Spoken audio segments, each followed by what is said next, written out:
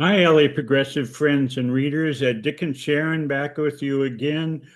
So glad to have you. We're here once again with Barry Craig, who's written for LA Progressive, submitted articles for years and years and years. He's a former newspaperman, history professor, labor activist who reports from the heart of Ruby Red, Kentucky, a liberal voice with bars on his windows. And so good to see you, Barry.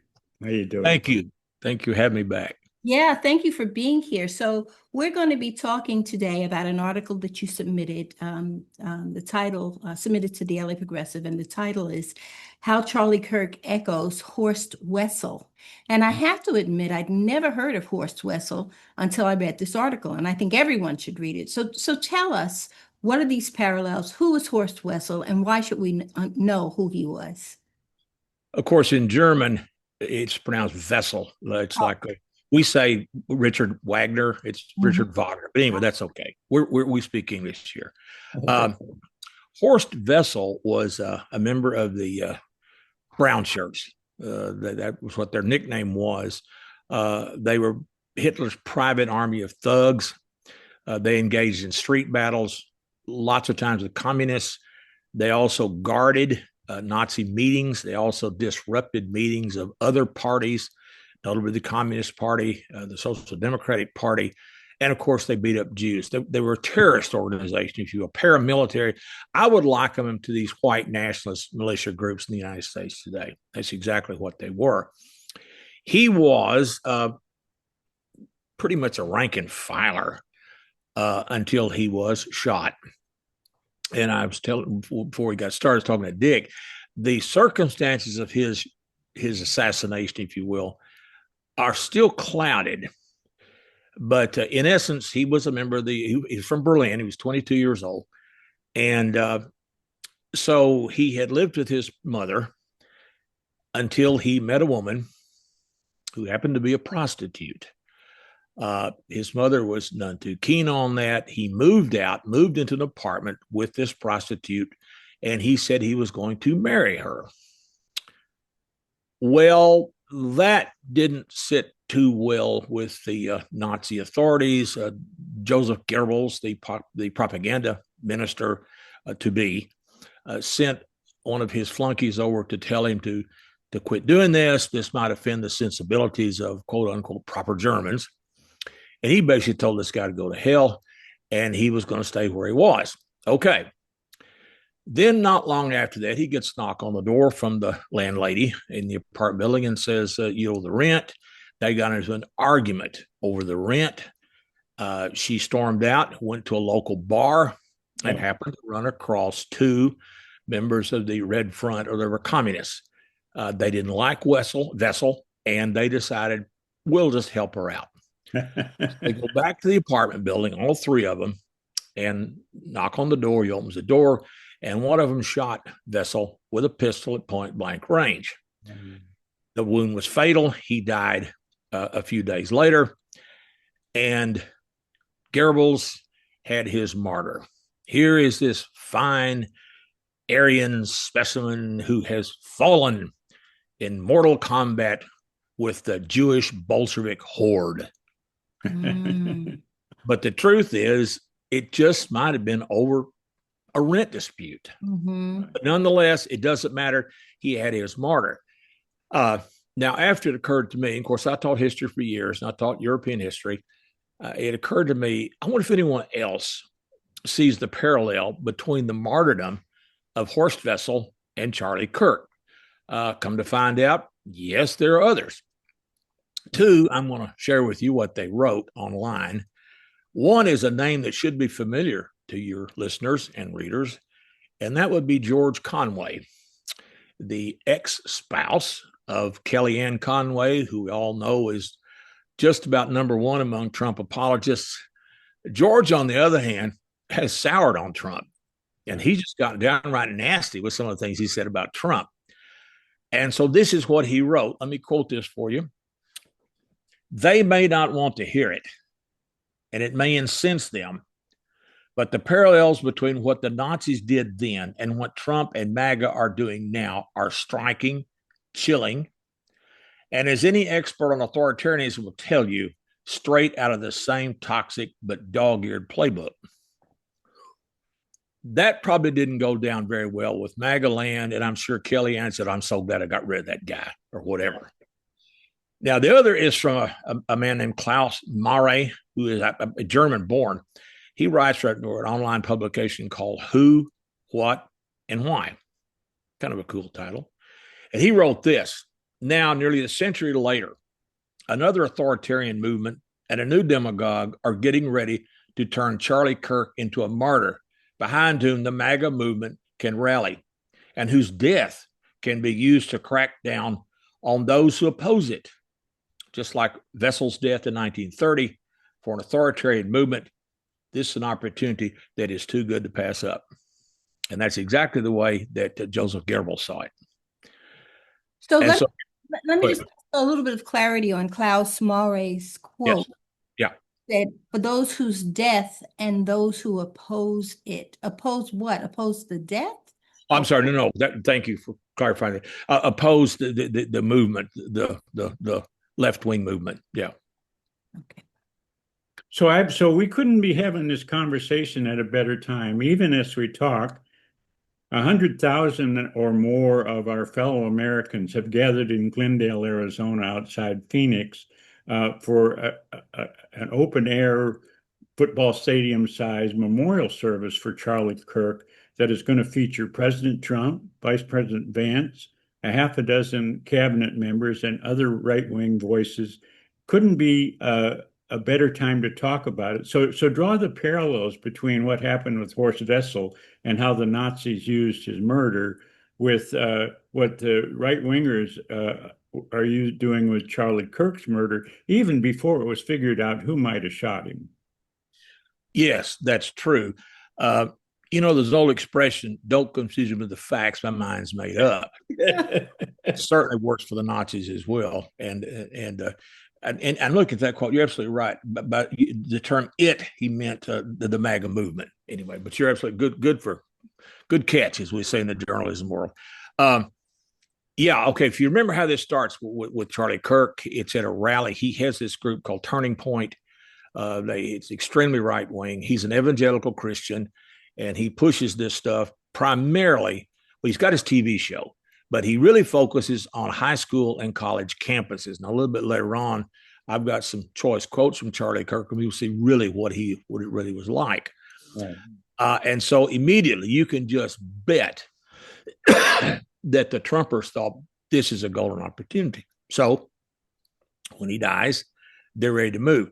There were all kinds of things. Well, of course, one thing they're saying, this parallel to the Nazis is this is the product of a vast left-wing conspiracy that this young man, Tyler Robinson, is a stooge of these left-wingers. They're all saying that. Well, come to find out that this guy is a lone gunman.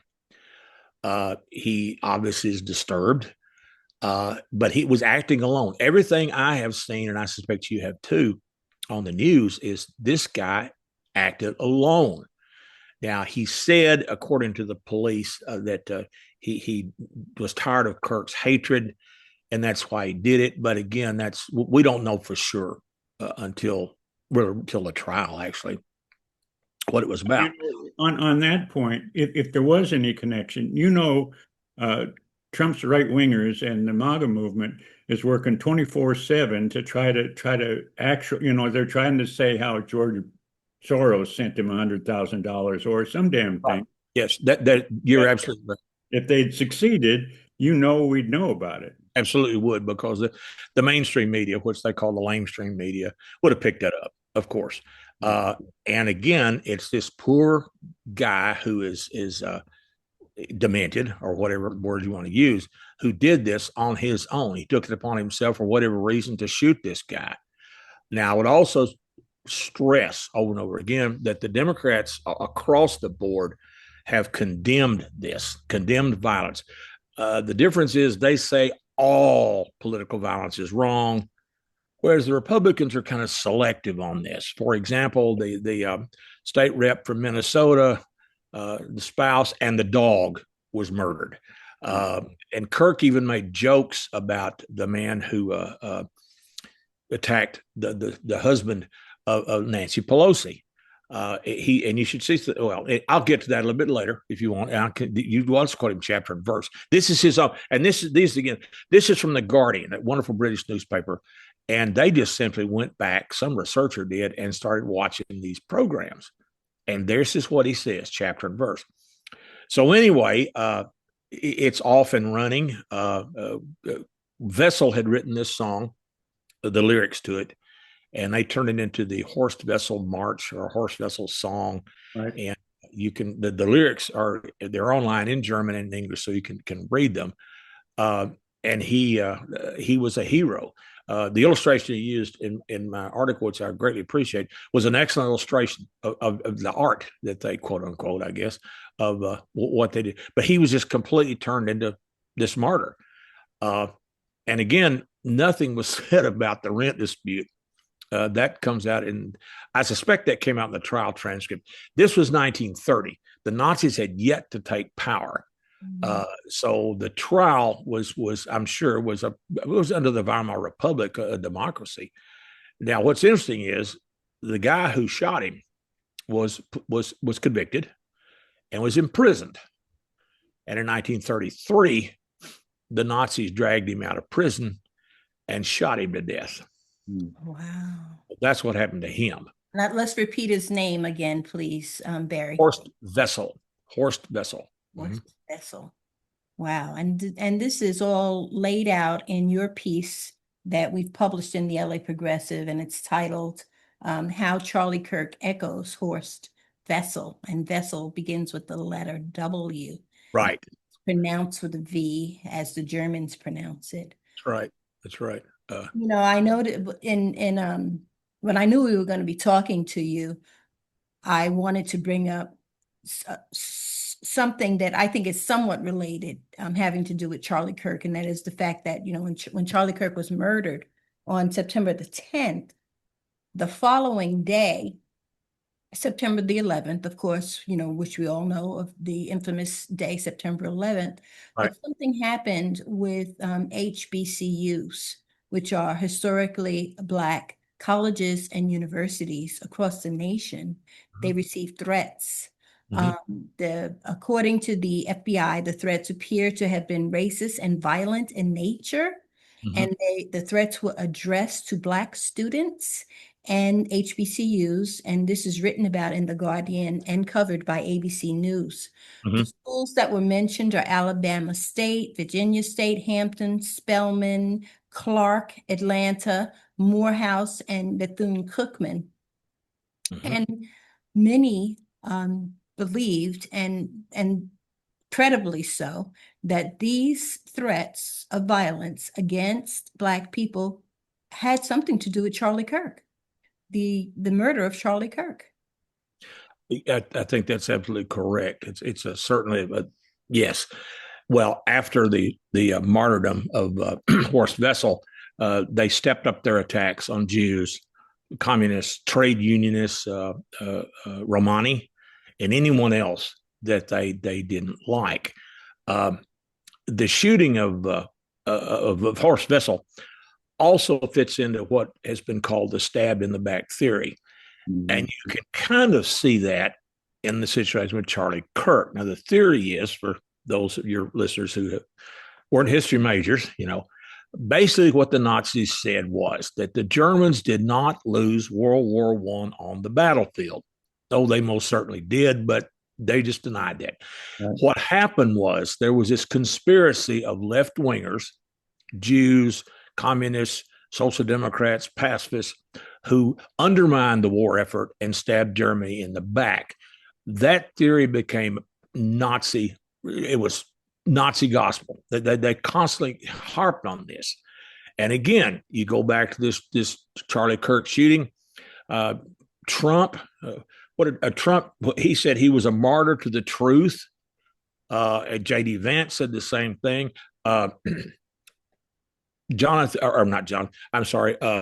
Stephen Miller, who, by the way, his ancestors were Holocaust victims and survivors. he's talking about this vast conspiracy. This is Nazi stuff. It really is. This is what they said. And of course, all authoritarian regimes, far right and far left, they truck in martyrs, because martyrs, of course, I always said all of martyrs is dead. But they take advantage of this. And I don't doubt that you're going to see more of this. And then, of course, now Trump is on his holy crusade against the media. Kimmel, who's next? Who knows? Colbert, he's already gone. I mean, this is frightening. Never before has a president of the United States done this, to my knowledge. I ran across I guess you call them memes online with these pictures. And we're all to remember the Smothers Brothers. Right. They got very political. Right. I remember there was one commercial. There was a fake commercial they made. It said, "Welcome to Marlboro Country." This guy standing in a cemetery about anti-smoking. And then they got to be very critical of the Vietnam War. Right. And they started really ripping President Lyndon Johnson. Right. And so after a while, I think one of them, maybe both of them, sent Johnson a letter and said, "I'm sorry, maybe we were too rough on you." He said, No. He said, that goes with the job, that you have every right to say whatever you want about me, and it doesn't bother me. That concept seems to have gone by the board. And the thing about the First Amendment, it's there to protect offensive speech, unpopular speech. It's not there to say, I'm for the LA Dodgers. Right. That's not, it doesn't matter. It's there to protect. And yes, I have seen some reprehensible things said about this assassination, that he deserved it and all that stuff. No, he didn't. Mm-hmm. Oh, he did not. But again, you're seeing all these Democrats. I looked at Eric Swalwell from your state, absolutely said we must condemn violence across the board. But that's not what they're doing. And I think that these threats, God help us if they carry them out, you're going to see more of that. You're going to see a lot more of that. So to pick up on the point that how quickly the right-wingers jumped on this, it seemed that they were itching for something. I often thought that they were and it was reported, they were looking for violent opposition to the ICE raids. And then they did. They sent in more troops, but they really wanted a conflagration. But this Charlie Kirk's murder handed them that on a golden platter. So how far do you think this is going to go? I mean, how bad could this get? Well, my wife and I have been saying since Trump was elected the first time in 2016, surely there's an end to this. But you go back and look at this whole Trump phenomenon, you would have thought that the Access Hollywood tapes would have sunk his candidacy, blown a hole below the waterline, and down he went. It didn't. Right. You would have thought that January 6th would have utterly disqualified this man who egged on a violent mob to stage what amounted to a coup d'etat. It didn't. So now we have this. We've got all these falsehoods and lies and half-truths. You remember the Washington Post, by the way, there was over 30,000 lies and half-truths he told. I've noticed, though, that since Jeff Bezos took over the paper, they haven't got that lie counter going. I wonder how. Coincidence.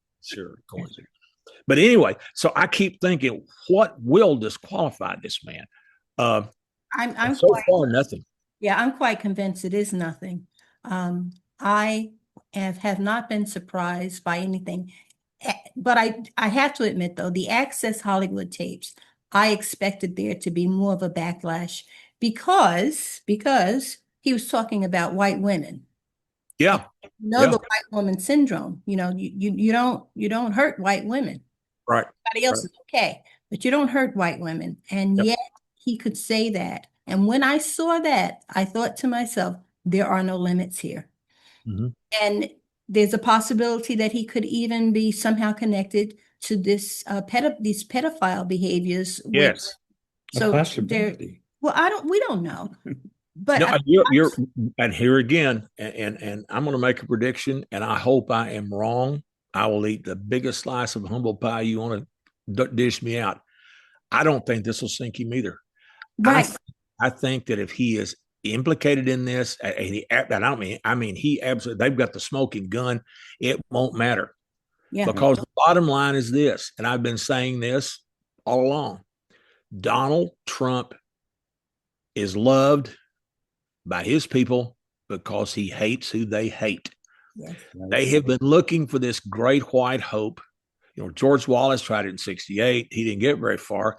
Then you got Nixon's Southern strategy. Then you got Reagan, who took that nationally. Right. And now you've got this guy who I call the Yankee George Wallace. Right. And again, it says a lot about human nature to me as to why do people need other people they have to hate. That's such a part of this. And again, this is probably a good time if you like. I can drag out the quotes from this guy. Yeah, go for it. They're right here. He Kirk was a Protestant evangelical.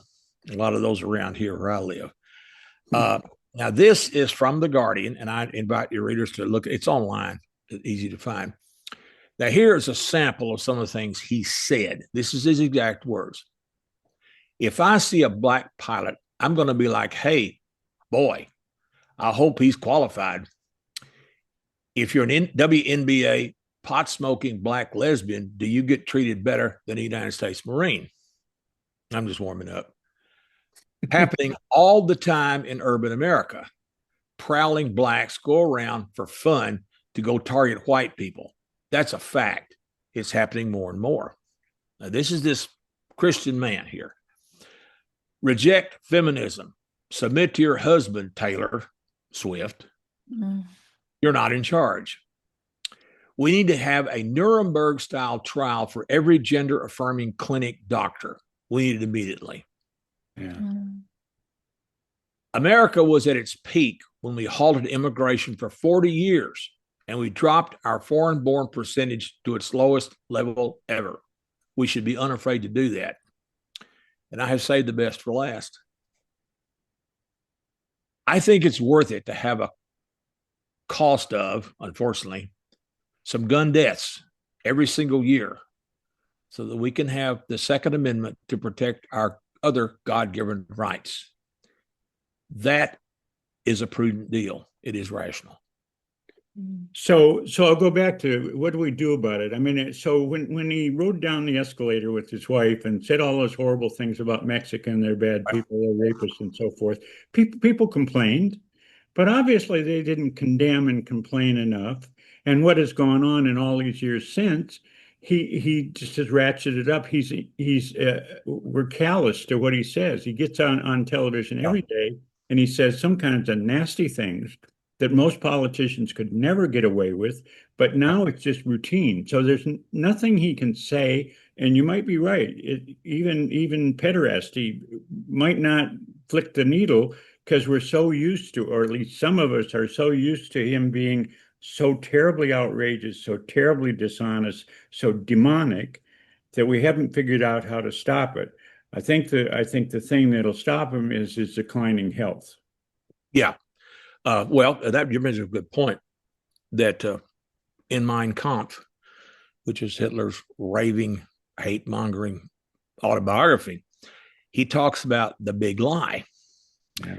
It's a theory of propaganda, and Goebbels picked it up and ran with it.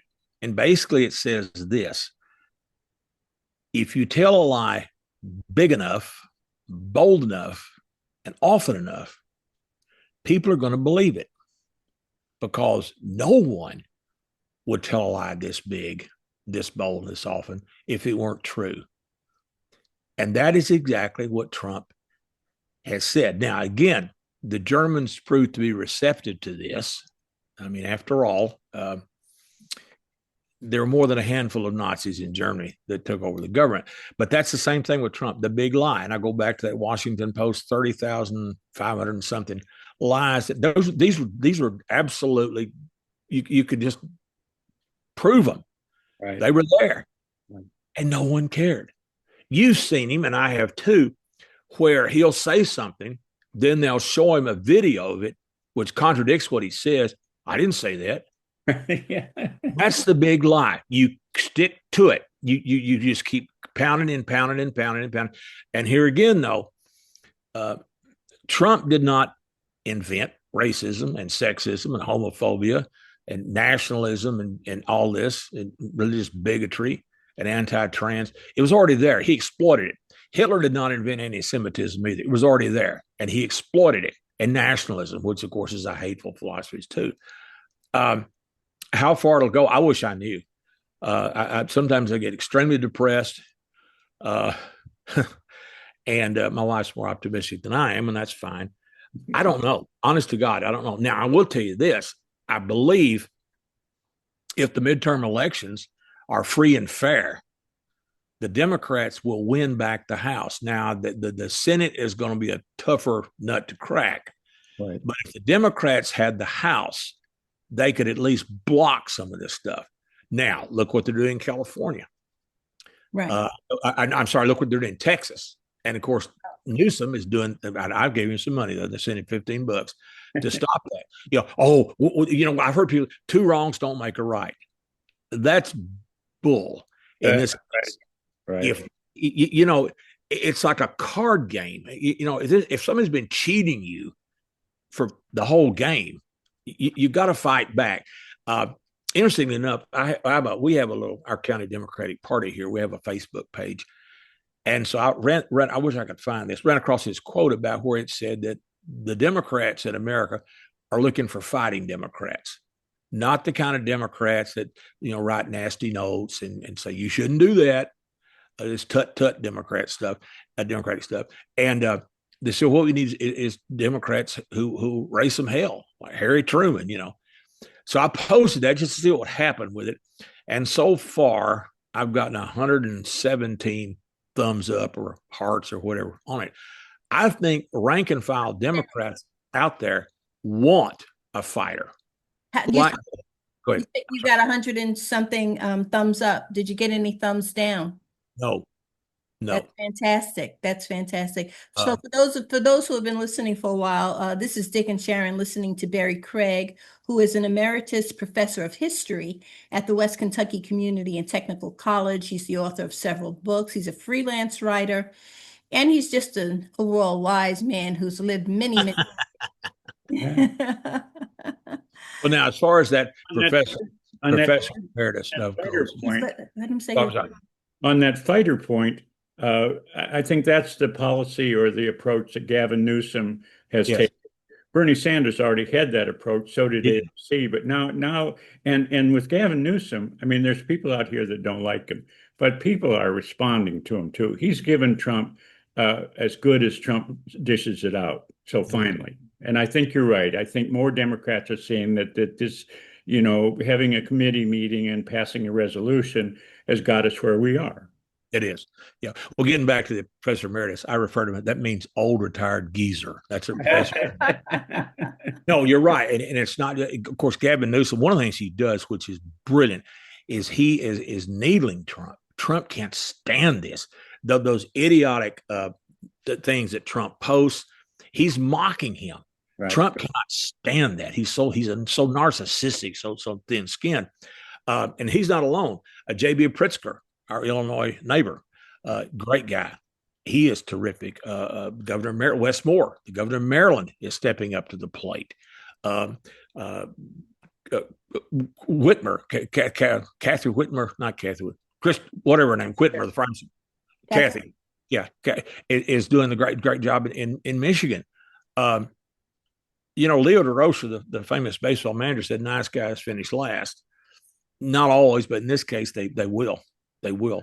And I think that I'm not saying that Chuck Schumer and Hakeem Jeffries aren't doing the best they can. And they think that this approach is the right approach. And that's fine. But I just don't see that now. I think of the Social Democrats in Germany. That was the party that supported the Weimar Republic more than any other party. Yeah. And they didn't know how to deal with Hitler because they believed in playing through the parliamentary democratic rules. Right. In the end, And I would invite any of your guests who ever travel in Europe and in Germany, go to Berlin. And outside the old Reichstag building where the German parliament meets is a memorial to all the members of the German parliament who were murdered by the Nazis, communists, and social democrats.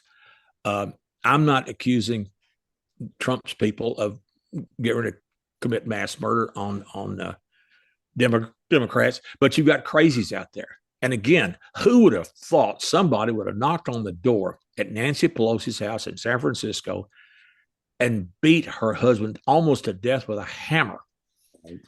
And then you get this state legislator from Minnesota and her husband and their dog. They're murdered. This is what, and Trump didn't, they don't condemn this stuff. No. I really wish what the Republicans would do is join with the Democrats and independents and everybody else and simply say, political violence cannot be tolerated in a democracy. This must stop. Now, who knows what they're going to say at this rally in Phoenix today, but I bet it won't be that. Right, right. I'll bet they're going to turn the heat up to 500 degrees. Yeah. Well, I hope you're wrong. I do too. I do too. So far, most of what you've presented here has turned out to be right. And it's time for us to be very serious. I don't think that we should take anything for granted in terms of our security as a nation. We're all in danger right now. We are from within. And there's no time to be sitting on the sidelines. Nope. That's if I may, but just one sec. If I make a plug for our local Four Rivers Indivisible group, they're part of the national group. They are about to hold their 20th rally this year in Western Kentucky. It's an old Kings rally. It's part of the national movement. I urge people. I know people are sitting home thinking, "What can I do? We don't have an election until next year, whatever." Look up a local group like the Indivisible group in your community. Get involved. Go out there. Hold up signs. Chant. Rally. Makes you feel really good. And it also shows these people that even in red areas like where I live, that there are people who are not MAGA. They had a rally back in June. We were overseas and missed it, but they drew 900 people in this red part of Kentucky. They came from all around.